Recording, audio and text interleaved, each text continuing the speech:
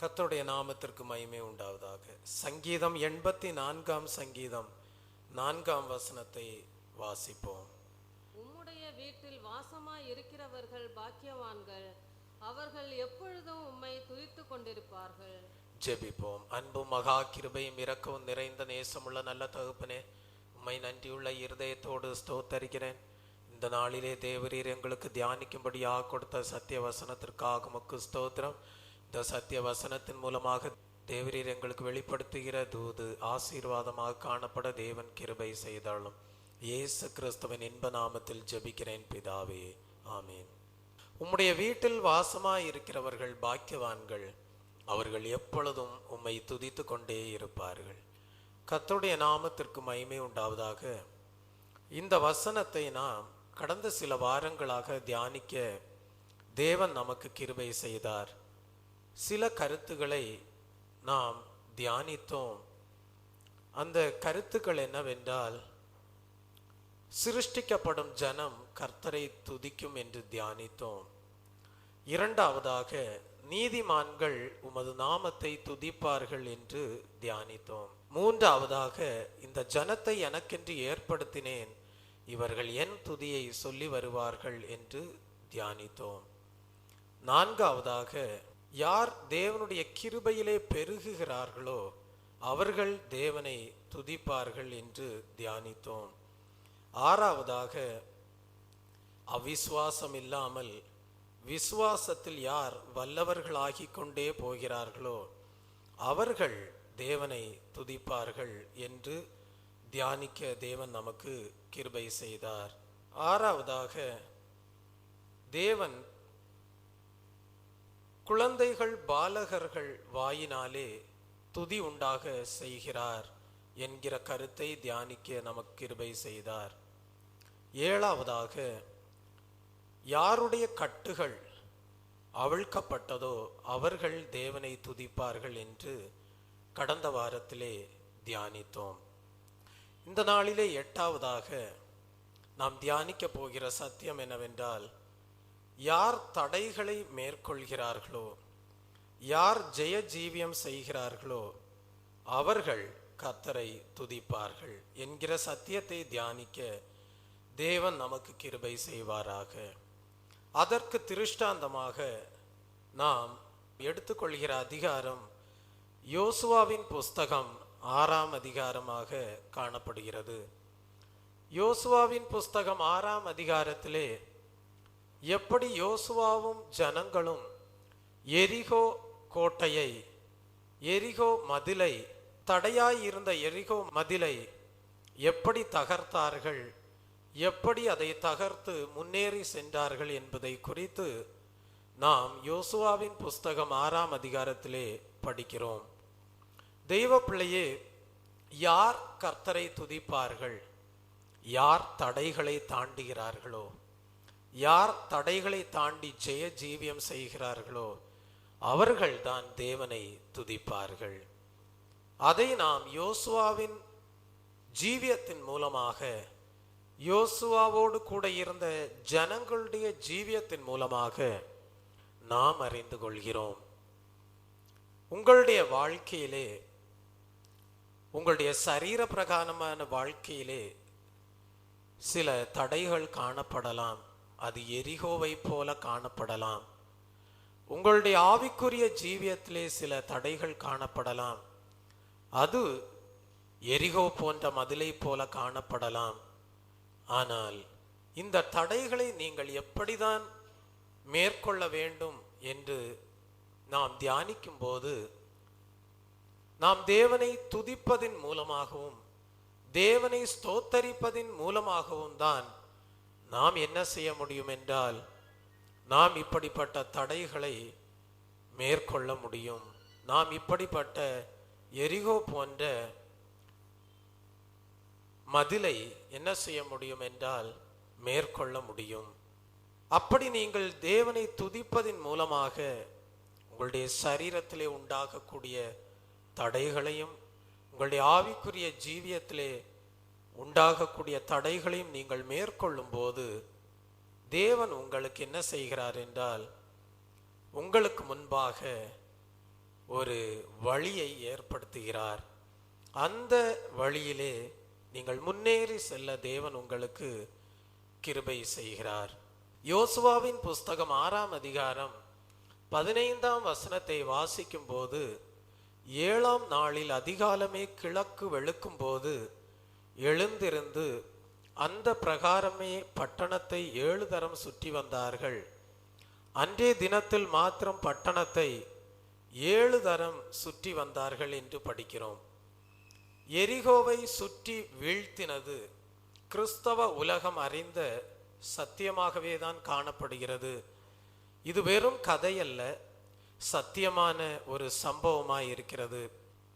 தேவன் இஸ்ரவேல் ஜனங்களை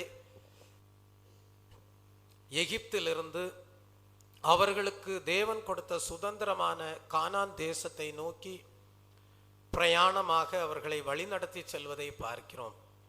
இஸ்ரவேல் ஜனங்கள் எகிப்து தேசத்தை விட்டு கானானை நோக்கி பிரயாணம் பண்ணும்போது அவர்களுக்கு யோர்தான் நதி ஒரு பெரிய தடையாக காணப்பட்டது. ஆனால் தேவன் அவர்களை யோர்தானை கடக்க பண்ணினார். யோர்தானை கடந்த பிறகு அவர்களுக்கு அடுத்த தடையாக இருந்தது என்னவென்றால், எரிகோ மதில் தான் அவர்களுக்கு தடையாக காணப்பட்டது. ஆம் தெய்வ பிள்ளையே, எரிகோ மதில் இஸ்ரவேல் புத்திரர் நிமித்தமாக அது அடைக்கப்பட்டதாய் இருந்தது. இஸ்ரவேல் ஜனங்களுக்கு பயந்து அவர்கள் எரிகோவை அடைத்திருந்தார்கள். அடைக்கப்பட்ட ஒரு அனுபவம் இப்பொழுது தேவ ஜனங்களுக்கு முன்பாக காணப்படுகிறது. உங்களுடைய வாழ்க்கையிலேயும் கூட எத்தனையோ சந்தர்ப்பங்களிலே வியாதி பலவீனங்கள் சரீரத்திலே நீங்கள் செய்ய வேண்டிய காரியத்தை செய்ய விடாதபடி அது ஒரு தடையாக காணப்படலாம். ஆவிக்குரிய ஜீவியத்திலே சில தடைகள் நீங்கள் முன்னேறி சென்று ஊழியத்தை செய்யக்கூடாதபடி காணப்படலாம். ஆனால் இந்த தடைகள் எல்லாம் என்ன செய்யப்பட வேண்டும் என்றால் தகர்க்கப்பட வேண்டும். அதற்கான விசுவாசம் முதலாவது உங்களுடைய வாழ்க்கையிலே உண்டாயிருக்க வேண்டும். அப்படியானால் அடைக்கப்பட்ட அனுபவங்களை தகர்த்த விசுவாசத்தை தான் நாம் யோசுவாவின் வாழ்க்கையிலே நாம் கற்றுக்கொள்கிறோம். யோசுவாவின் தலைமையிலே நடந்த சம்பவத்தின் மூலமாக நாம் என்ன அறிந்து கொள்கிறோம் என்றால், அவர்களுடைய விசுவாசம், அவர்கள் தேவனை துதித்த துதி அவர்களுக்கு முன்பாக தடையாய் இருந்த எரிகோவை தகர்த்து போட்டது என்பதை நாம் அறிந்து கொள்ள செய்கிறது. அப்படியானால் உங்களுடைய வாழ்க்கையிலேயும் உங்களுடைய சரீரத்திலே காணப்படுகிற தடைகள், உங்களுடைய ஆவிக்குரிய ஜீவியத்திலே காணப்படுகிற தடைகள், அவைகள் தகர்க்கப்பட்டாக வேண்டும். அவைகள் தகர்க்கப்படும்படியான விசுவாசமும், அவைகள் தகர்க்கப்படும்படியான துதி ஸ்தோத்திர பலிகளும் உங்களுடைய வாழ்க்கையிலே உண்டாயிருக்க வேண்டும். தேவன் அதை தகர்த்து போடும்போது உங்களுக்கு ஒரு வழி பிறக்கும். அந்த வழி நீங்கள் தேவனிலே இன்னும் அதிகமாக சார்ந்து கொள்ளும்படியான ஒரு முன்னேற்றத்தின் பாதையாக காணப்படும். Praise the Lord. ஆனால் இந்த காலை வேளையிலே கர்த்தரை துதிக்கிற ஒரு அனுபவம் தேவ ஜனங்களின் மத்தியிலே காணப்பட்டது. அவர்களுக்குள்ளாக விசுவாசம் காணப்பட்டது. ஆனால் அதனோடு கூட தேவ ஜனங்களின் மத்தியிலே என்ன காணப்பட்டது என்றால் ஒரு ஒழுங்கு காணப்பட்டது.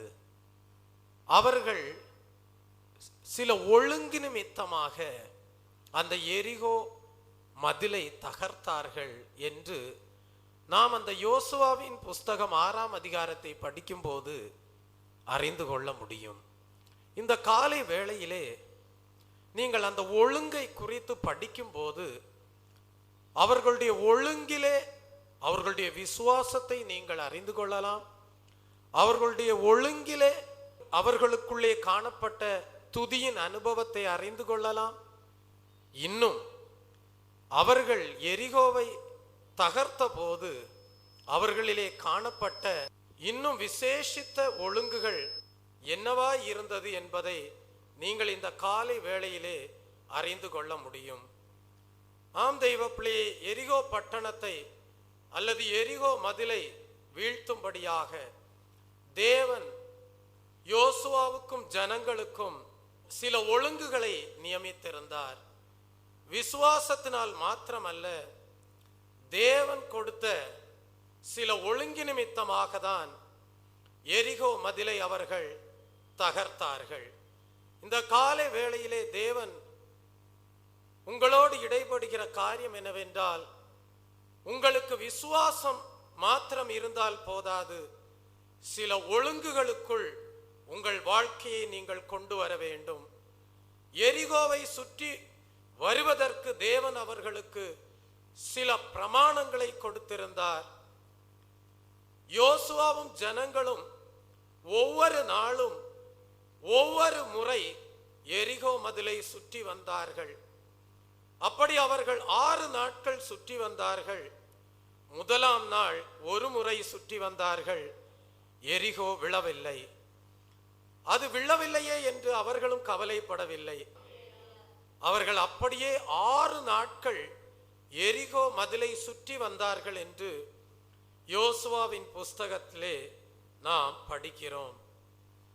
அந்த 6 நாட்கள் அவர்கள் எரிகோ மதிலை சுற்றி வந்த வேளையிலே அவர்களுக்கு கொடுக்கப்பட்டிருந்த ஒழுங்கு என்ன தெரியுமா? அவர்கள் வாய் திறந்து பேசவே கூடாது என்கிற ஒரு ஒழுங்கு அவர்களுக்கு கொடுக்கப்பட்டிருந்தது. அப்படியே அவர்கள் மௌன ஊர்வலமாக தான், மௌன பவனியாக தான் எரிகோ மதிலை 6 நாட்கள் சுற்றி வந்தார்கள். அதனுடைய அர்த்தம் என்ன தெரியுமா? 6 நாட்கள் எரிகோ மதிலை அவர்கள் சுற்றினது என்று சொல்வது, அவர்கள் தங்களுடைய விசுவாசத்தை பயிற்சி செய்து கொண்டதை தான் அது காண்பிக்கிறது. தெய்வ ஜனமே, நாம் எல்லாரும் நம்முடைய வாழ்க்கையிலே தடைகளை தாண்ட வேண்டியவர்கள். நாம் எல்லாருமே நம்முடைய வாழ்க்கையிலே தடைகளை தகர்க்க வேண்டியவர்கள். நல்ல காரியங்களை செய்யும்படியாக தடைகளை தகர்க்க வேண்டும். உன் ஆரோக்கியம் நன்றாயிருக்கும்படியாக அந்நிய பில்லிசூனிய வல்லமைகளை நீ தகர்க்க வேண்டும். உன் ஆரோக்கியம் நன்றாயிருக்கும்படியாக அந்நிய ஏவுதல்களை நீ தகர்க்க வேண்டும், முறியடிக்க வேண்டும்.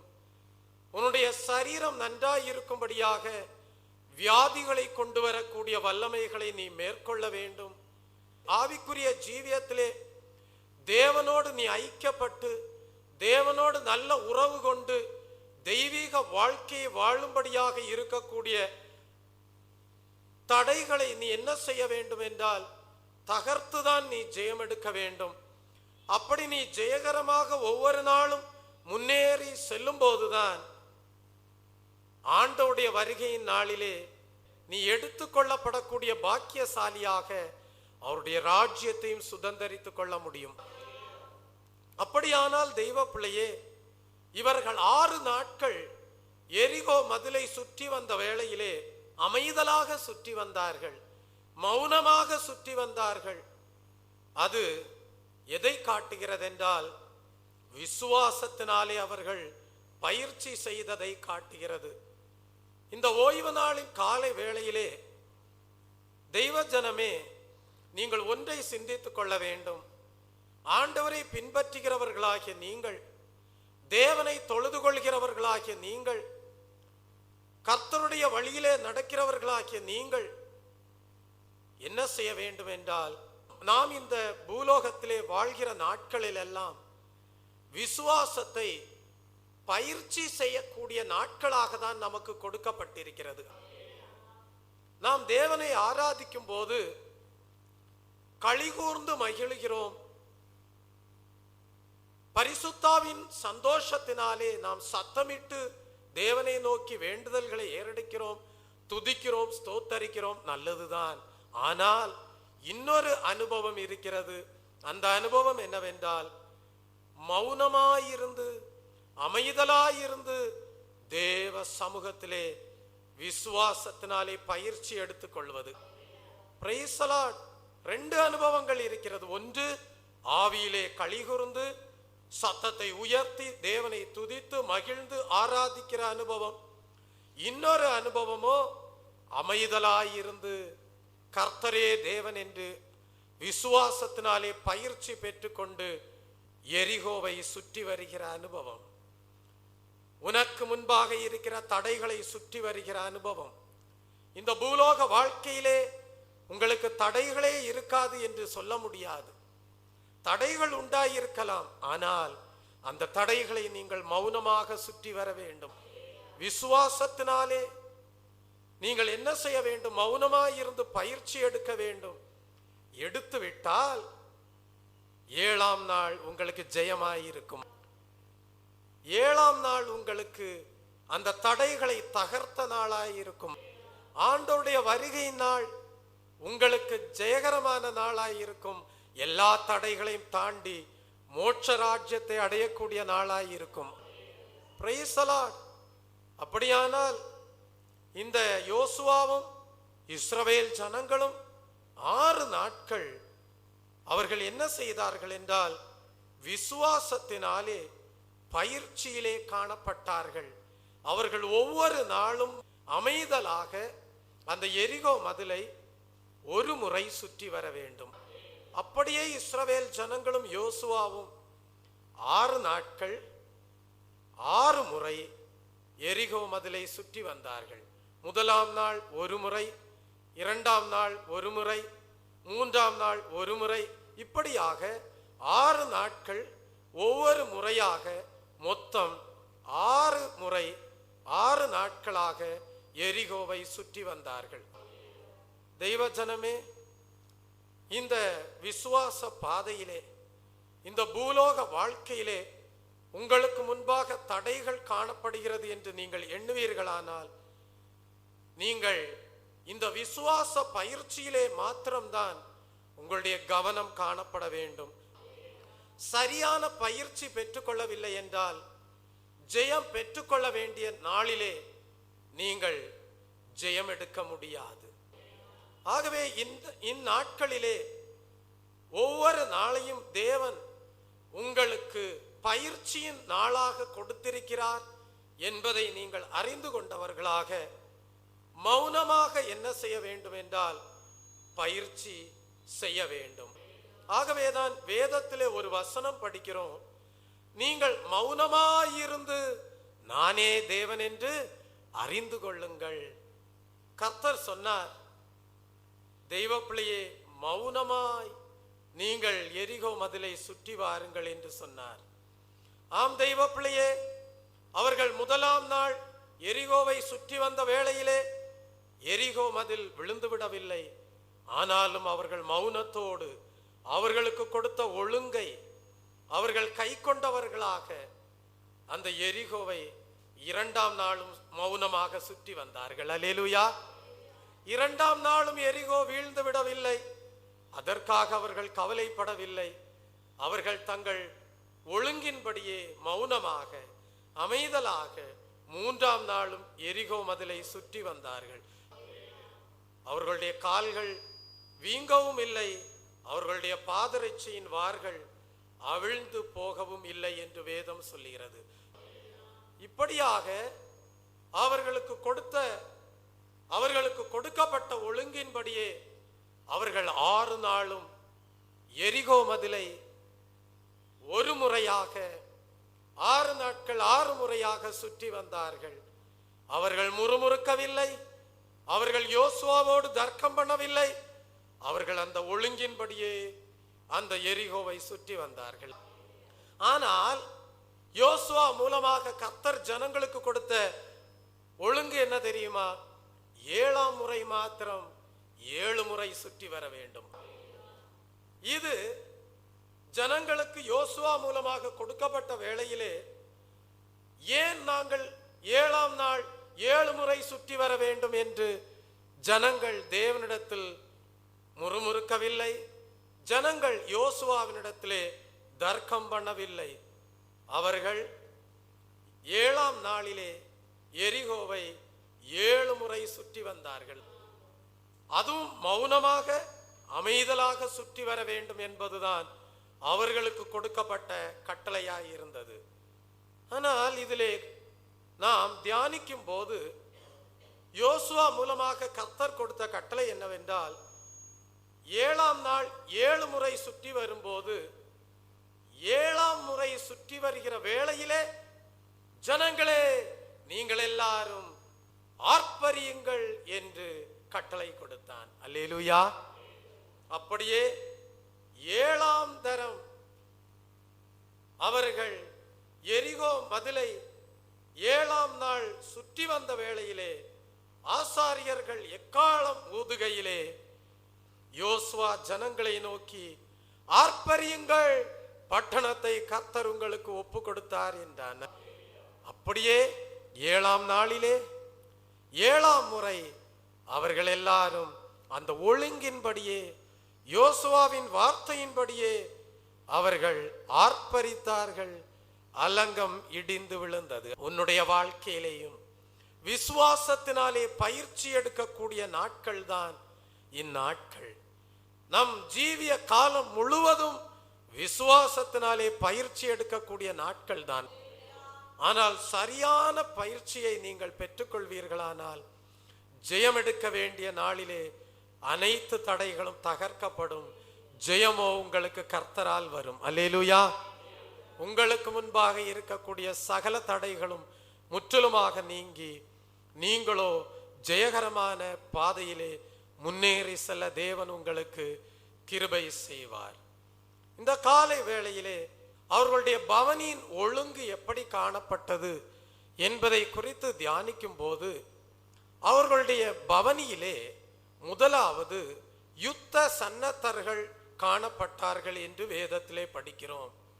எரிகோ மதிலை தகர்க்கும்படியாக யோசுவாவும் ஜனங்களும் சென்ற வேளையிலே அவர்களுக்கு முன்பாக யுத்த சன்னத்தர்கள் காணப்பட்டார்கள். தெய்வ பிள்ளையே, பரலோக பாதையிலே பிரயாணம் பண்ணுகிற உங்களுடைய வாழ்க்கையிலே பரலோகம் செல்லக்கூடாதபடி பல தடைகள் காணப்படலாம். ஆனால் ஒழுங்கின்படி சரியான விசுவாச பயிற்சியோடு நீங்கள் பிரயாணம் பண்ணுகிற பாதையிலே, அந்த பரலோக பாதையிலே உங்களுக்கு தடைகள் உண்டாயிருக்கும் போது நீங்கள் தனித்தவராக அல்ல, நீங்கள் பவனியாக செல்கிறீர்கள். அல்லேலூயா. தனித்தவராக அல்ல, சபையாராக பரலோகத்திற்குள் பிரவேசிக்கும்படியாக நாம் பயிற்சி எடுத்து வருகிறோம். தெய்வ பிள்ளையே, பரலோகத்திற்கு சொல்லும்படியாக சபையாக நாம் பவனியாக பயிற்சி செய்து வருகிற இந்நாட்களிலே தேவன் உங்களுக்கு கொடுக்கிற ஒழுங்கு என்ன தெரியுமா? அந்த பவனியின் முதலாவது யார் செல்கிறார்கள் என்றால் யுத்த சன்னத்தர்கள் செல்கிறார்கள். இந்த யுத்த சன்னத்தர்களை குறித்து 3 காரியங்களை நம்மால் படிக்க முடியும். முதலாவது, நீ ஒரு யுத்த சன்னத்தனாய் இருந்தால் தீங்கு அனுபவிக்கிறவனாய் இருப்பாய். வேதத்திலே படிக்கிறோம், நீயும் இயேசு கிறிஸ்துவுக்குள் நல்ல போர் சேவகனாய் தீங்கு அனுபவி என்று படிக்கிறோம். யார் தீங்கு அனுபவிக்கிறவனாய் இருக்கிறானோ அவன்தான் யுத்த சன்னத்தனாக காணப்பட முடியும்.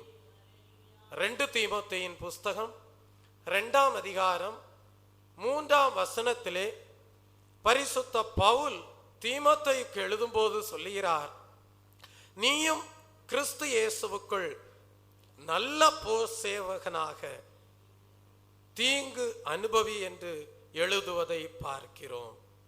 தெய்வ பிள்ளையே, ஆம், தீமையை பாடுகளை சகிக்க வேண்டும். சிலருக்கு சில சிறிய காரியங்களை கூட தாங்க முடியாது. சிலருக்கு சில சிறிய காரியங்களை கூட தாங்க முடியவில்லை என்றால் அவர்கள் எப்படி யுத்த சன்னத்தர்களாக காணப்பட முடியும்? அவர்கள் எப்படி யுத்த சன்னத்தர்கள் என்று அழைக்கப்பட முடியும்? தெய்வ பிள்ளையே, தீங்கு தீமைகள் இவைகளெல்லாம் பாடுகள் எல்லாம் வாழ்க்கையிலே வரும்போது நீ ஒரு யுத்த சன்னத்தனாக பவனியின் முன்னே நின்று அவைகளிலே நீ ஜெயம் எடுக்க வேண்டும். அல்லேலூயா, பிரைஸ் தி லார்ட். இரண்டாவதாக, யுத்த சன்னத்தர் என்று சொல்லும்போது அவர்கள் தங்கள் பிழைப்புக்கு அடுத்த காரியங்களிலே சிக்கிக்கொள்ள மாட்டார்கள். நீ ஒரு யுத்த சன்னத்தனாய் இருப்பாயானால் நீ பிழைப்பிற்கு அடுத்த காரியங்களிலே நீ சிக்கிக்கொள்ள மாட்டாய். அதனுடைய அர்த்தம் என்ன தெய்வ பிள்ளையே? உன்னுடைய வாழ்க்கையிலே தேவன் ஒரு பொறுப்பை கொடுத்திருக்கிறார் என்றால், உன்னுடைய வாழ்க்கையிலே தேவன் ஒரு நோக்கத்தை வைத்திருக்கிறார் என்றால், அந்த நோக்கத்தை நீ நிறைவேற்றும்படியாக என்ன செய்ய வேண்டும் என்றால், அதிலேயே உன்னுடைய கவனம் காணப்பட வேண்டுமே அல்லாமல் நீ என்ன செய்யக்கூடாது என்றால், என்னுடைய பிழைப்பிற்கு வசதியாக எனக்கு வேறொரு காரியம் இருக்கிறது என்று சொல்லி அந்த பிழைப்பிற்கு அடுத்த காரியத்திலே நீ போய் சிக்கி கொண்டாயானால் தேவனுடைய நோக்கம் உன்மூலமாக நிறைவேறாது. நீ ஒரு யுத்த சன்னத்தனாகவும் காணப்பட முடியாது. பல மாதங்களுக்கு முன்பாக என்னிடத்திலே ஒருவர் கேட்டார், நீங்கள் ஒரு நிறுவனத்திலிருந்து மாதா மாதம் உங்களுக்கு சம்பளம் கிடைத்து கொண்டிருந்தது, அந்த சம்பளத்தை எல்லாம் விட்டுவிட்டு தேவன் அழைத்தார் என்று சொல்லி ஊழியத்தை செய்து வருகிறீர்கள், நீங்கள் ஏன் இன்னும் ஒரு பெரிய நிறுவனத்திலே சேர்ந்து நிறைய உங்களுக்கு சம்பளம் கிடைக்குமே, நீங்கள் ஒரு பெரிய நிறுவனத்திலே சேர்ந்து நிறைய மாத சம்பளத்தை பெற்றுக்கொண்டு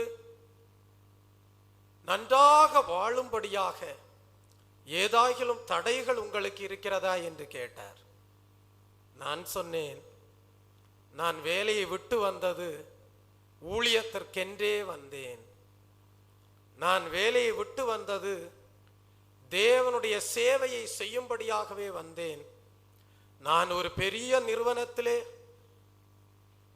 நல்ல சம்பளத்திலே வேலை செய்ய வேண்டும் என்று முடிவெடுத்து விட்டால் அதை யாரும் தடை செய்யவும் முடியாது என்று சொன்னேன்.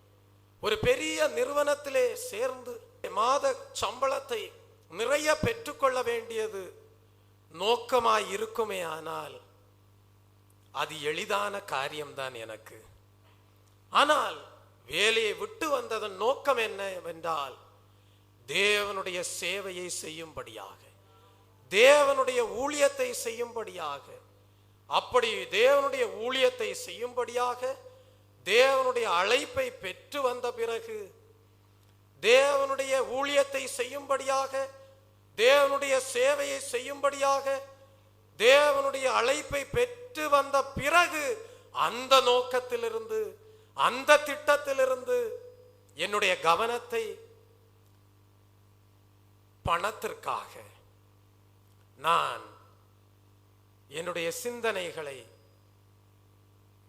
என்னுடைய பிழைப்பிற்கு அடுத்த காரியத்திலே நான் வைப்பேனே ஆனால் நான் யுத்த சன்னத்தனாக காணப்பட முடியாது. அல்லேலூயா, அல்லேலூயா, அல்லேலூயா. நம்முடைய வாழ்க்கையிலே நாம் எடுக்கிற முடிவுகள், நாம் சொல்லுகிற வார்த்தைகள், நாம் செயல்படுகிற காரியங்கள் அனைத்தும் தேவனால் நியமிக்கப்பட்டவைகளாய் இருக்க வேண்டும். Praise the Lord. இந்த வசனத்தை நாம் எங்கே வாசிக்கலாம் என்றால் 2 தீமோத்தேயின் புஸ்தகம் 2ஆம் அதிகாரம் 4ஆம் வசனத்தை வாசிக்கும் போது, தண்டில் சேவகம் பண்ணுகிற எவனும் தன்னை சேவகம் எழுதி கொண்டவனுக்கு ஏற்றவனாய் இருக்கும்படி பிழைப்புக்கு அடுத்த அலுவல்களில் சிக்கிக்கொள்ள மாட்டான். தெய்வ ஜனமே, எனக்கு தேவன் ஒரு ஊழியத்தை கொடுத்திருக்கிறார் என்றால் இந்த ஊழியத்து நிமித்தமாக எனக்கு பூமிக்குரிய ஆசீர்வாதங்கள் ஒருவேளை குறைவுபட்டு போகலாம். ஆனால் தேவன் கொடுத்த ஊழியத்து நிமித்தமாக பாடுகள் வரும்போது, தீமைகள் வரும்போது அவைகளை சகிக்க கூடியவனாக, அவைகளை மேற்கொண்டு முன்னேறி செல்கிறவன் தான் யுத்த சன்னத்தன். அல்லேலூயா. அதை விட்டுவிட்டு ஊழிய பாதை கடினமாய் இருக்கிறதே, ஊழியத்திலே தீமைகள் வருகிறதே, ஊழியங்களை செய்யும் போது பல பாடுகள் வருகிறதே, வருமானம் இல்லையே என்று சொல்லி பிழைப்புக்கு அடுத்த காரியங்களிலே நான் போய் அவைகளை ஆதாயப்படுத்திக் கொள்வேனே, ஆனால் தேவனுடைய நோக்கத்தை நிறைவேற்ற முடியாது.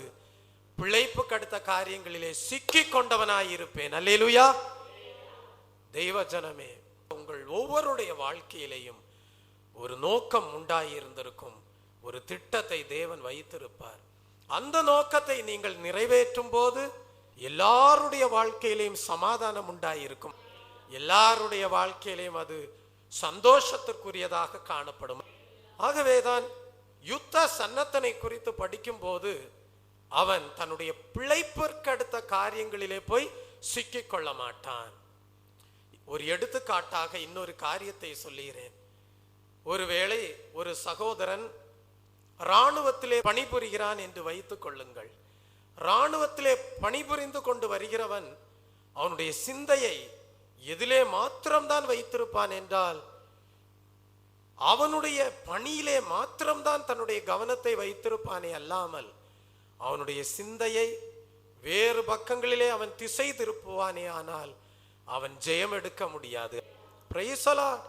அதை போலவே தான் தெய்வ பிள்ளையே, ஒவ்வொருவருக்கும் தேவன் கொடுத்த பொறுப்புகளிலே, தேவன் கொடுத்த கடமைகளிலே அவர்கள் தங்களுடைய சிந்தனையை செலுத்தி அவைகளிலே முன்னேறி செல்லும் போது அவைகளிலே தீமை வரலாம், அவைகளிலே பாடுகள் வரலாம், அவைகளிலே உபத்திரவங்கள் வரலாம், அவைகளெல்லாம் சகித்து அவைகளிலெல்லாம் ஜெயம் எடுத்து முன்னேறி செல்லும் போது அவன் ஒரு யுத்த சன்னத்தனாக காணப்படுவான். Praise the Lord. மூன்றாவதாக யுத்த சன்னத்தனை குறித்த ஒரு விசேஷம் என்னவென்றால், அவன் நல்ல சேவை செய்யக்கூடியவனாய் இருப்பான். யுத்த சன்னத்தனுடைய ஒரு விசேஷம் என்னவென்றால், அவன் ஒரு சேவகனாக காணப்படுவான். அவன் எஜமானனாக அல்ல, அவன் எப்படி காணப்படுவான்? சேவகனாக காணப்படுவான். தெய்வ பிள்ளையே, நீங்கள் ஒரு யுத்த சன்னத்தராயிருக்க வேண்டுமானால் ஒரு நல்ல சேவை செய்யக்கூடியவனாயிருக்க வேண்டும். இதற்கு திருஷ்டாந்தமாக நாம் யாருடைய பவனத்தை காணலாம் என்றால், ஆபிரகாமுடைய பவனத்தை காணலாம். ஆபிரகாமுடைய வீட்டிலே 318 யுத்த வீரர்கள் இருந்தார்கள் என்று படிக்கிறோம். இந்த யுத்த வீரர்களுடைய விசேஷம் என்ன தெரியுமா? அவர்கள் யுத்தம் வரும்போது யுத்த வீரர்களாய் இருப்பார்கள். மற்ற நாட்களில் எல்லாம் அவர்கள் வேலைக்காரர்களாக இருப்பார்கள். யுத்த சன்னத்தன் என்று சொல்லப்படுகிறவன் அவன் நல்ல ஒரு வேலைக்காரனாய் இருக்க வேண்டும். அவன் வேலைக்காரனாக அடிமையாக இருந்து அவன் என்ன செய்து கொண்டிருக்க வேண்டும் என்றால், அவனுக்கு கொடுக்கப்பட்ட வேலைகளை செய்து கொண்டே இருக்க வேண்டும். ஆனால் யுத்தம் வரும்போதோ அதே வேலைக்காரன் யுத்த வீரனாக புறப்படுவான், ஜெயமெடுப்பான். ஆபிரகாமுடைய வீட்டிலே எத்தனை வேலைக்காரர்கள் இருந்தார்கள்? 318 வேலைக்காரர்கள் இருந்தார்கள். அவர்கள் வேலைக்காரர்களாக ஆபிரகாமுடைய வீட்டிலிருந்து நல்ல வேலைகளை செய்து அடிமைகளாய் இருந்து கொடுக்கப்பட்ட பொறுப்புகளை சரியாக செய்து நலமாக அவர்கள் ஆபிரகாமுக்கு கீழே இருந்து விசுவாசத்தினாலே பயிற்சியும் பெற்றுக்கொண்டே இருந்தார்கள். ஆனால் யுத்தம் வரும்போது ஆபிரகாம் ஒரு கட்டளை கொடுப்பான். இந்த 318 வேலைக்காரர்களும் வெளியே வேலைக்காரர்களாக அல்ல, யுத்த வீரர்களாக புறப்படுவார்கள். அல்லேலூயா, அல்லேலூயா, அல்லேலூயா. தெய்வ பிள்ளையே, இதிலிருந்து நாம் விளங்கிக் கொள்ளக்கூடிய சத்தியம் என்ன தெரியுமா? நீ ஒரு யுத்த சன்னத்தனாக காணப்பட வேண்டுமானால் உனக்குள்ளாக பணிவிடையின் ஆவி உண்டாயிருக்க வேண்டும். நீ ஒரு யுத்த சன்னத்தனாக காணப்பட வேண்டுமானால் சேவை செய்யக்கூடிய பணிவிடையின் ஆவி உனக்கு உண்டாயிருக்க வேண்டும். Praise the Lord. நான் வேலை செய்த இடங்களில் எல்லாம் எனக்கு நல்ல பெயர் உண்டாயிருந்தது. இந்த வசனத்தை படித்து பார்க்கிற வேளையிலே உண்மையாகவே எனக்கு அப்படிப்பட்ட நல்ல பெயர் கிடைக்க என்ன காரணம் என்று நான் சிந்தித்து பார்த்த வேளையிலே நான் நல்ல பணிவிடைக்காரனாக காணப்பட்டேன். அல்லேலூயா. பணிவிடையின் ஆவி எனக்குள் காணப்பட்டது. நல்ல சேவை செய்யக்கூடியவனாக, எவ்வளவு வேலை கொடுத்தாலும் அதை எடுத்து முறுமுறுக்காமல், தர்க்கம் பண்ணாமல், வாக்குவாதம் பண்ணாமல், எங்கே அனுப்பினாலும் அந்த வேலைகளை எடுத்து சரியாக நேர்த்தியாக தேவன் கொடுத்த திறமையின்படி பணிவிடைக்காரனாக அந்த வேலையை செய்து முடிக்க தேவன் கிருபை செய்தார். ஆனால் அவர்களுக்கு அது எப்படி காணப்பட்டது என்றால், என்னை பார்த்த வேளையிலே ஒரு யுத்த வீரனாய் கண்டார்கள். உன்னுடைய வாழ்க்கையிலே பணிவிடையின் ஆவி இருக்குமே ஆனால் நீ யுத்த சன்னத்தனாக காணப்படுவாய். நீ நல்ல பணிவிடை செய்ய செய்ய செய்ய, நல்ல சேவை செய்ய செய்ய செய்ய, நீ நல்ல ஊழியம் செய்ய செய்ய, அது உன்னுடைய வாழ்க்கையிலே பணிவிடையாக காணப்பட்டாலும் மற்றவர்களுடைய பார்வையிலேயோ நீ ஒரு யுத்த வீரனாக காட்சியளிப்பாய். ஏனென்றால் நீ செய்யக்கூடிய நல்ல பணிவிடை உனக்கு ஜெயத்தை கொடுக்கக்கூடியதாய் இருக்கிறது. அல்லேலூயா. நீ ஜெயம் எடுக்கிறபடியால் நீ யுத்த சன்னத்தனாக காணப்படுகிறாய். அப்படியானால் எரிகோ கோட்டையை, எரிகோ மதிலை தகர்க்கும்படியாக அவர்கள் சென்ற பவனியிலே முதலாவது யுத்த சன்னத்தர்கள் காணப்பட்டார்கள். இரண்டாவது, அந்த பவனியிலே யார் காணப்பட்டார்கள் என்று தியானிக்கிற வேளையிலே அந்த யுத்த சன்னத்தர்களுக்கு பின்னாக 7 எக்காளங்களை பிடித்த ஆசாரியர்கள் போனார்கள். அல்லேலூயா. தெய்வ பிள்ளையே, 7 என்று சொல்வது எதை காட்டுகிறது என்றால் பூரணத்தை காட்டுகிறது. நேற்றைய தினத்திலே ஒரு சகோதரன் என்னிடத்திலே கேட்டார், பூரணம் பூரணம் என்று சொல்கிறீர்களே, அதனுடைய அர்த்தம் தான் என்ன? பூரணத்துக்கு நேராக வழி நடத்துகிறோம் ஜனங்களை என்று சொல்கிறீர்களே, நீங்கள் பூர்ணம் என்று சொல்வதை எதனால் அறிந்து கொள்ளலாம் என்று கேட்டார். பூரணத்தை எதனால் அறிந்து கொள்ளலாம் என்றால் கிறிஸ்துவின் சாயலிலே அறிந்து கொள்ளலாம். அல்லேலூயா. கிறிஸ்துவின் திவ்ய சுபாவத்திலே அறிந்து கொள்ளலாம். அல்லேலூயா.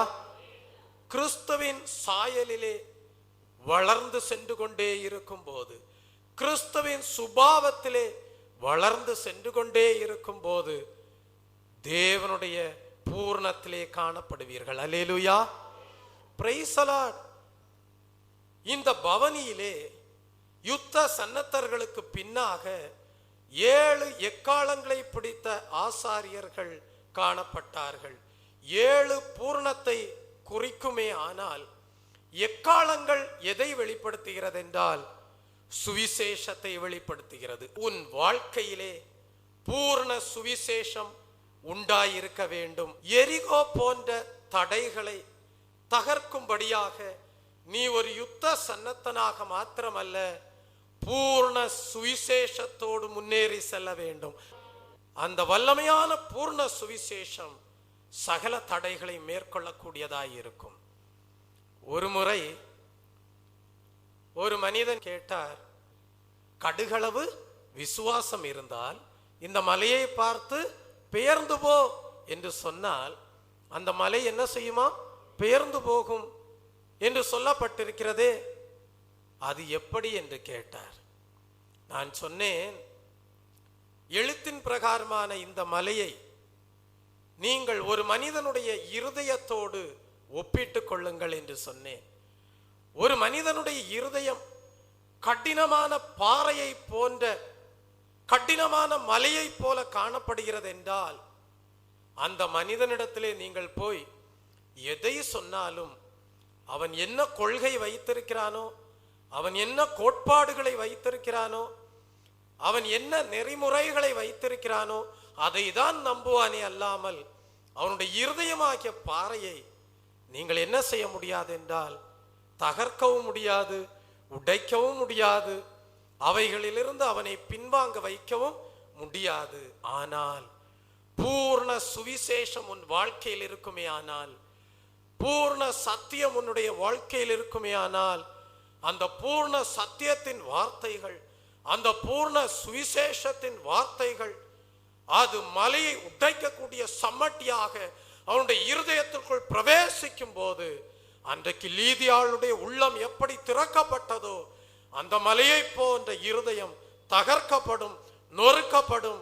தேவனுடைய சத்தியம் அவனுடைய இருதயத்திற்குள் தேவனுடைய வல்லமையான வார்த்தையாக உள்ளே பிரவேசிக்கும். அவனுடைய கோட்பாடுகள், அவனுடைய மாயையான நெறிமுறைகள் எல்லாம் உடைந்து சுக்கு நூறாகிவிடும். உண்மையான தேவனை அறிந்து கொள்வான் என்று சொன்னேன். அப்படித்தானே அநேகருடைய இருதயங்கள் மாற்றப்பட்டு உண்மையான தேவனை அறிந்து கொண்டார்கள். அதற்கு காரணம் பூர்ண சுவிசேஷம். இன்றைக்கும் பூர்ண சுவிசேஷமாகிய எக்காலங்கள் அது தேவனுடைய வார்த்தையாக வல்லமையாக முழங்கிக் கொண்டே இருக்கிறது. அது அநேகருடைய இருதயங்களை, அது அநேகருடைய கடினமான பாறையை போன்ற இருதயங்களை நொறுக்கி உட்டாய்த்து நெறிமுறைகள் எல்லாம் தகர்ந்து போய் அவர்களுடைய மாயையான பாரம்பரியங்கள் எல்லாம் உடைக்கப்பட்டு உண்மையான தேவனை அறிந்து கொண்டு வருகிறார்கள். அல்லேலூயா, பிரைஸ் தி லார்ட். உன்னுடைய வாழ்க்கையிலே பூர்ண சுவிசேஷம் இருக்குமேயானால் நீ எரிகோ போன்ற கோட்டையை நீ தகர்த்து ஜெயமெடுக்க தேவன் கிருபை செய்வார். மூன்றாவதாக, தெய்வ பிள்ளையே, உன்னுடைய வாழ்க்கையிலே நீ எரிகோ போன்ற மதிலை தகர்க்க வேண்டுமானால் உன் ஜீவியத்தில் என்ன உண்டாயிருக்க வேண்டும்? அதை யோசுவா தலைமையிலே ஜனங்கள் எரிகோவை தகர்க்க போன வேளையிலே உண்டாயிருந்த பவனியின் ஒழுங்கின் மூலமாக அறிந்து கொள்கிறோம். முதலாவது யுத்த சன்னத்தர்கள் காணப்பட்டார்கள். இரண்டாவது 7 எக்காலங்களை பிடித்த ஆசாரியர்கள் யுத்த சன்னத்தர்களுக்கு பின்னாக சென்றார்கள் என்று படிக்கிறோம். மூன்றாவது, அந்த 7 எக்காலங்களை பிடித்திருந்த ஆசாரியர்களுக்கு பின்னாக என்ன சென்றது தெரியுமா? உடன்படிக்கை பெட்டி சென்றது. உன்னுடைய ஜீவியத்திலே உடன்படிக்கை பெட்டி காணப்பட வேண்டும். உடன்படிக்கை பெட்டி என்று சொல்வது எதை காட்டுகிறது என்றால் சபையோடு உள்ள ஐக்கியத்தை காட்டுகிறது. உடன்படிக்கை பெட்டி எதை காட்டுகிறது என்றால் தேவ சமூகம் உண்டாயிருக்கிறது என்பதை விளங்கச் செய்கிறது. உடன்படிக்கை பெட்டி என்பது எதை காட்டுகிறது என்றால் தேவன் தம்முடைய வல்லமையோடு உன் மத்தியிலே இருக்கிறார் என்பதை காட்டுகிறது.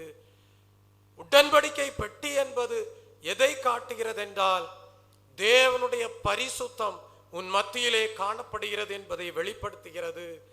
உடன்படிக்கை பெட்டி என்பது எதை காட்டுகிறது என்றால் தேவ சித்தத்தின் மத்தியிலே நீ காணப்படுகிறாய் என்பதை காட்டுகிறது.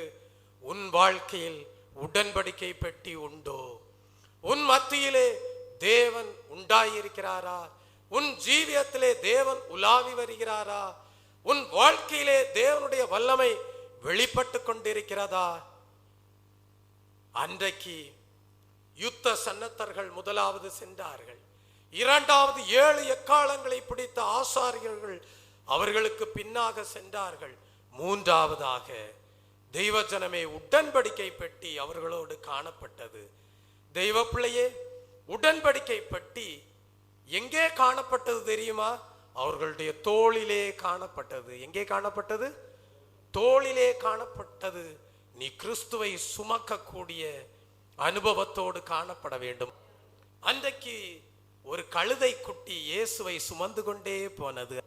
நீயும் கிறிஸ்துவை உன் தோளிலே சுமக்கிற அனுபவத்தோடு வாழ வேண்டும். உன் தோளிலே சுவிசேஷத்தை குறித்த பாரம் உண்டாயிருக்க வேண்டும். உன் தோளிலே கிறிஸ்துவின் ராஜ்யத்தை குறித்த பாரம் உண்டாயிருக்க வேண்டும். உன் தோளிலே நீ கிறிஸ்துவின் நுகத்தடியை ஏற்றுக்கொண்ட அனுபவத்தோடு காணப்பட வேண்டும். அப்பொழுது தேவன் உன் வாழ்க்கையிலே அவருடைய வல்லமையை வெளிப்படுத்துவார். அப்பொழுது தேவன் உன் வாழ்க்கையிலே அவருடைய பரிசுத்தத்தை வெளிப்படுத்துவார். அப்பொழுது தேவன் உன் வாழ்க்கையிலே அவருடைய முகத்தை பிரகாசிக்க பண்ணி ஒவ்வொரு நாளும் கிருபையும் சமாதானத்தையும் கட்டளையிடுவார். கிறிஸ்துவை சுமக்கக்கூடிய, கிறிஸ்துவின் சிலுவையை சுமக்கக்கூடிய அனுபவம் உன் வாழ்க்கையிலே உண்டாயிருக்குமே ஆனால், நீ ஒரு சிலுவை வீரனாக காணப்படுவாயானால், நீ ஒரு சிலுவை வீராங்கனையாக காணப்படுவாயானால், நீ கிறிஸ்துவின் சிலுவையை சுமக்கக்கூடிய மெய் சீஷனாக காணப்படுவாயானால், நீ எரிகோ போன்ற மதிலை தகர்க்கக்கூடிய ஜெயாளியாக காணப்படுவாய். Praise the Lord. அப்படியானால் கிறிஸ்துவை சுமக்கக்கூடிய அனுபவம் உன் மத்தியிலே, உன் ஜீவியத்திலே காணப்படும்படியாக கர்த்தர் கிருபை செய்வாராக. பரிசுத்த பவுல் சொல்லுகிறார், முற்றிலும் ஜெயாளியாய் இருக்கிறேன் என்று சொல்லுகிறார். எப்படி? அரை குறையாக அல்ல, முற்றிலும் ஜெயாளியாய் இருக்கிறேன் என்கிறார். அல்லேலூயா. ஆம் தெய்வ பிள்ளையே, நாங்கள் முற்றிலும் ஜெயாளிகளாய் இருக்கிறோம் என்று சொல்லுகிறார். இந்த காலை வேளையிலே உன்னுடைய வாழ்க்கையிலே நீ சொல்ல முடியுமா? முற்றிலும் சரீர பிரகாரமாக, ஆவிக்குரிய பிரகாரமாக முற்றிலும் ஜெயம் எடுக்கிறவனாக காணப்படுகிறேன் என்று சொல்ல முடியுமா? முற்றிலும் ஜெயாளியாக இருக்கிறோம் என்று உன்னால் அறைகூவல் விட முடியுமா? கிறிஸ்துவை சுமந்து செல்வாயாக, கிறிஸ்துவின் சிலுவையை சுமந்து செல்லக்கூடிய மெய் சீஷனாக காணப்படுவாயாக. அப்பொழுது உனக்கு முன்பாக இருக்கிற தடைகள் தகர்க்கப்படும், நீயோ ஜெயாளியாய் இருப்பாய். அல்லேலூயா. ஆகவேதான் ரோமருக்கு எழுதின புஸ்தகம் 8ஆம் அதிகாரம் 37ஆம் வசனத்தை வாசிக்கும் போது, இவை எல்லாவற்றிலேயும் நாம் நம்மில் அன்பு கூறுகிறவராலே முற்றும் ஜெயம் கொள்ளுகிறவர்களாய் இருக்கிறோம் என்று நாம் படிக்கிறோம். இந்த சபையின் ஐக்கியத்தின் மூலமாக தெய்வ பிள்ளையே, கிறிஸ்து தலையாய் இருக்கிறார், நாம் அவருடைய அவயவங்களாய் இருக்கிறோம். நாம் கிறிஸ்துவை சுமக்கிறவர்களாக காணப்படுகிறோம். கிறிஸ்துவின் சிந்தையை செயல்படுத்துகிற அவயவங்களாக நாம் காணப்படுகிறோம்.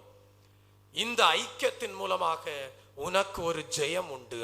இந்த ஐக்கியத்தின் மூலமாக நீ எரிகோ போன்ற மதிலை நீ தகர்க்கலாம். தெய்வ பிள்ளையே, நீ தனியாக போய் அல்ல, இந்த சபையின் ஐக்கியத்தினாலே நீ ஜெயாளியாக மாறுகிறாய். காரணம், உன்மத்தியிலே உடன்படிக்கை உண்டாயிருக்கிறது. ஆகவேதான் தெய்வ பிள்ளையே, அந்த தேவனுடைய வல்லமை தங்களுடைய ஜீவியத்திலே உண்டாயிருக்க வேண்டும் என்று சொல்லிதான் அப்போஸ்தலர் 2ஆம் அதிகாரத்திலே நாம் படிக்கிறோம். பெந்தேகோஸ்தே என்னும் நாள் வந்தபோது அவர்கள் எல்லாரும் ஒருமனப்பட்டு ஓரிடத்தில் வந்திருந்தார்கள் என்று படிக்கிறோம். 42ஆம் வசனத்திலே வாசிக்கிறோம், அவர்கள் அப்போஸ்தலருடைய உபதேசத்திலும் அந்யோன்யத்திலும் அப்பம் பிற்குதலிலும் ஜபம் பண்ணுதலிலும் உறுதியாய் தரித்திருந்தார்கள் என்று. 46ஆம் வசனத்திலே படிக்கிறோம், அவர்கள் ஒருமனப்பட்டவர்களாய் தேவாலயத்திலே அனுதினமும் தரித்திருந்தார்கள் என்று படிக்கிறோம். தெய்வ ஜனமே, உடன்படிக்கை பற்றி உன் ஜீவியத்திலே காணப்படட்டும். கிறிஸ்துவின் ஐக்கியம், சபையின் ஐக்கியம் உன் ஜீவியத்திலே உண்டாயிருக்கட்டும். அது உனக்கு ஒரு பெரிய ஜெயத்தை கொடுக்கும். அது உனக்கு ஒரு பெரிய விடுதலையை கொடுக்கும். நீயோ எரிகோ மதிலை தகர்த்து முன்னேறி சென்று பரலோக ராஜ்யத்திற்குள், பரம கானானுக்குள் பிரவேசிக்கிற ஜெயாளியாக காணப்படுவாய்.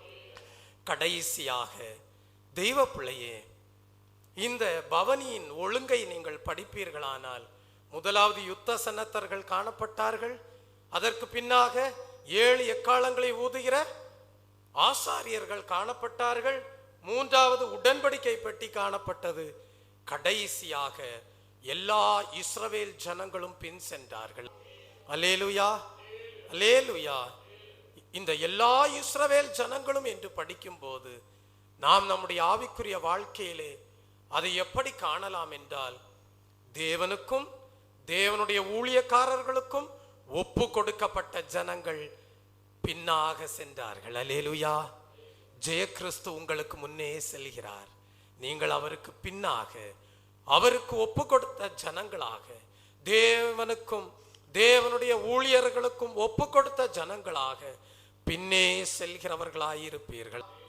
அன்றைக்கு யோசுவா என்ன சொன்னானோ அதன்படியே செய்கிறேன் என்று மனப்பூர்வமாக தங்களை ஒப்பு கொடுத்த ஜனங்கள் உடன்படிக்கை பெட்டிக்கு பின்னாக சென்று கொண்டே இருந்தார்கள். நாம் எல்லாரும் எழும்பி நிற்போமா? நம்முடைய ஆவிக்குரிய வாழ்க்கையிலே இப்படிப்பட்ட ஒழுங்கு உண்டாயிருக்கட்டும். தெய்வஜனமே, நாம் ஆர்ப்பரித்து மகிழ்கிறோம், நாம் துதித்து ஆராதிக்கிறோம், நல்லதுதான். ஆனால் மௌனமாக அமர்ந்திருந்து தேவனை நீங்கள் அறிந்து கொள்ள வேண்டிய வேளையிலே, பயிற்சி பெற்றுக்கொள்ள வேண்டிய வேளையிலே, விசுவாசத்தினாலே பயிற்சி பெற்றுக்கொள்ள வேண்டிய வேளையிலே நீங்கள் அமைதலாயிருந்து விசுவாசத்தினாலே பயிற்சியை பெற்றுக்கொள்வீர்களானால், தெய்வஜனமே, தேவன் உங்களுக்கு கொடுக்கிற ஒழுங்கின்படியே தேவன் உங்களுக்கு ஜெயத்தை கொடுப்பார். 6 நாட்கள் மௌனமாக அந்த மதிலை ஒரு முறை சுற்றி வந்தார்கள். 7ஆம் முறையோ தெய்வஜனமே, அவர்கள் 7 முறை சுற்றி வந்தார்கள். 6 முறை அமைதலாக சுற்றி வந்தார்கள்.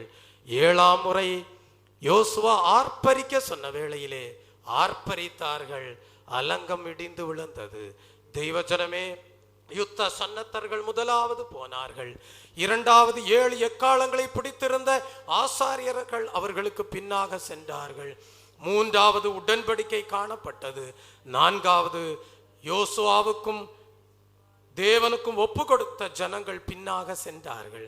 இந்த நாளிலே நீ ஒரு யுத்த சன்னத்தனாக, நீ 7 எக்காலங்களை முழங்குகிற ஆசாரியனாக, ஒரு தலபலவரதபதுலவே சந்தலபலவரதபதுலவே, நீ தேவ சபையிலே உள்ள ஐக்கியத்தை பாதுகாத்து கொண்டவனாக, ஒரு தலபலவரதபதுலவே சந்தல பாதுகாத்து கொண்டவர்களாக, ஒரு தலபலவரதபதுலவே, நீங்கள் தேவ சபையிலே கொண்டுள்ள ஐக்கியத்தை பாதுகாத்து கொண்டவர்களாக, ஒரு தலபலவரதபதுலவே, தேவனுக்கும் அவருடைய ஊழியர்களுக்கும் ஒப்பு கொடுத்த ஜனங்களாக நீங்கள் முன் செல்வீர்களானால் சகல தடைகளையும் மேற்கொள்வீர்கள். ஜெயம் கர்த்தரால் வரும். ஜெயாளியாக பரமகானனை அடைவீர்கள். ஜெயாளியாக பரலோக ராஜ்யத்தை சுதந்தரிப்பீர்கள். ஒரு தலபலவரதபதுலவே. ஆகவே இந்த நாளிலே அப்படிப்பட்ட ஒழுங்குக்குள்ளாக வழி நடத்தப்படும்படியாக உங்களை நீங்கள் ஒப்பு கொடுப்பீர்களாக. ஒரு தலபலவரதபதுலபகலவரதபதில எங்கே சரியான ஒழுங்கு உண்டாயிருக்கிறதோ அங்கேதான் ஜெயம் உண்டாயிருக்கும். ஒழுங்கில்லாத இடம் சீரழிந்து போகும். ஒரு தலபலவரதபதுலபகலவரதபதி. ஆகவே தேவன் நமக்கு வேத புஸ்தகத்திலே கொடுத்திருக்கிற ஒழுங்கின்படி ஜீவிக்க உங்களை நீங்களே சமர்ப்பிப்பீர்களானார், ஒரு தலபலவரதபதுலபகலவரதபதி, கர்த்தர் உங்களுக்கு ஜெயாளியாயிருக்கிறார். கர்த்தர் தம்முடைய வல்லமை உங்களுக்கு கொடுப்பார். கர்த்தர் தம்முடைய பரிசுத்தத்தை உங்கள் ஜீவியத்திலே கொடுத்து ஒரு தலபலவரதபதுலபே மௌனமாயிருந்து கர்த்தரே தேவன் என்று நீங்கள் அறிந்து கொள்ளும்படியாக செய்வார். ஒரு தலபலவரதபதுலபே உங்கள் ஜீவியத்தின் கடைசியிலே நீங்கள் ஜெயாளியாக கம்பீரித்து ஒரு தலபலவரதபதுலபே இதோ தேவனோடு சேர்க்கப்படுவீர்கள். இதோ பரமகானானுக்குள் பிரவேசிப்பீர்கள். தடைகள் எல்லாம் மாறும், பாடுகள் எல்லாம் நீங்கும், தீமைகள் எல்லாம் அகன்று போகும். ஒரு தலபலவரதபதுலபகலவரதபதிலவரதபதுலபே நன்மையான ஈவுகளையும் பூர்ணமான வரங்களையும் பெற்றுக்கொண்டவர்களாக ஒரு தலபலவரதபதுலபகலவரதபதுலபே ஜெயாளியாக முன் செல்ல கர்த்தர் உங்களுக்கு கிருபை செய்வார். ஹல்லேலூயா, ஹல்லேலூயா, ஹல்லேலூயா, ஹல்லேலூயா, ஹல்லேலூயா. எங்கள் ஜீவ நாட்கள் எல்லாம் ஜெப வீரன் என்று எழுதப்படும்படியாக இதோ எங்களை சமர்ப்பிக்கிறோம் என்று இந்த வேளையில் ஒப்பு கொடுப்பீர்களா? எந்தன் ஏக்கம் விருப்பமெல்லாம் என் இதய துடிப்பாக மாற்றும். எந்தன் ஏக்கம் விருப்பமெல்லாம் என் இதய துடிப்பாக மாற்றும். என் ஜீவநாட்கள் எல்லாம் ஜெப வீரன் என்று எழுதும். என்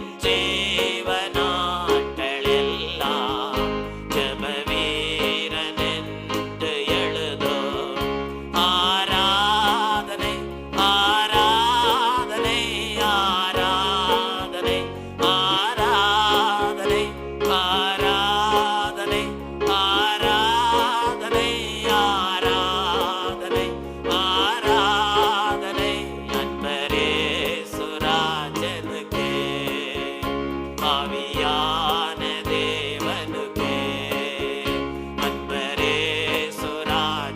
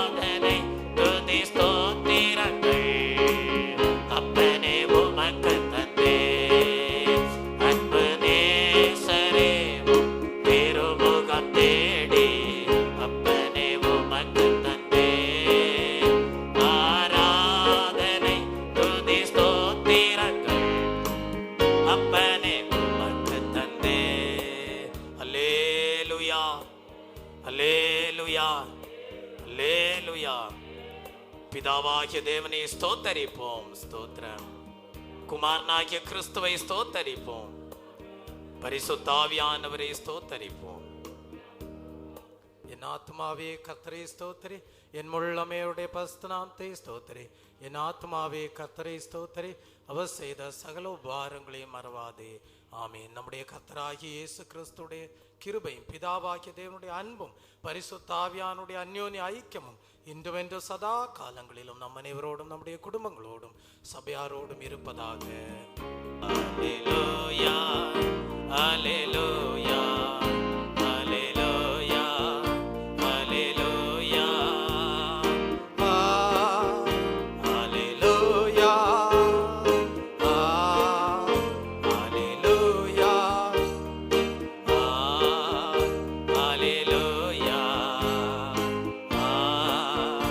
அல்லேலூயா,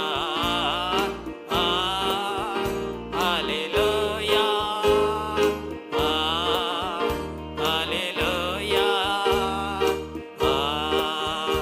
அல்லேலூயா, அல்லேலூயா,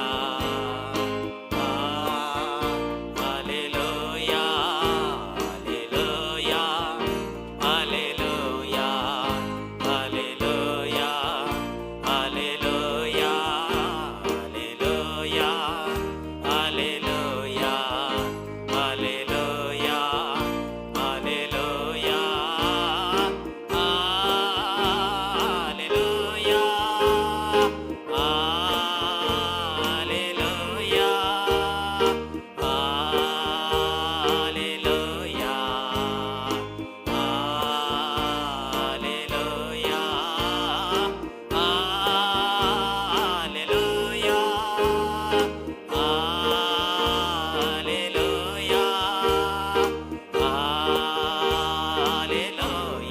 அல்லேலூயா, அல்லேலூயா,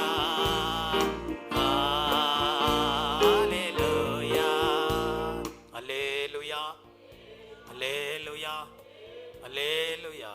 உங்கள் வாழ்க்கையில் வருகிற தடைகளை தகர்த்து நேர்மையான பாதையிலே, பரிசுத்த பாதையிலே, விசுவாச பாதையிலே, பரலோக பாதையிலே முன்னேறி சென்று ஜெயாளிகளாக திகழ தேவன் கிருபை செய்வாராக. ஆமென்.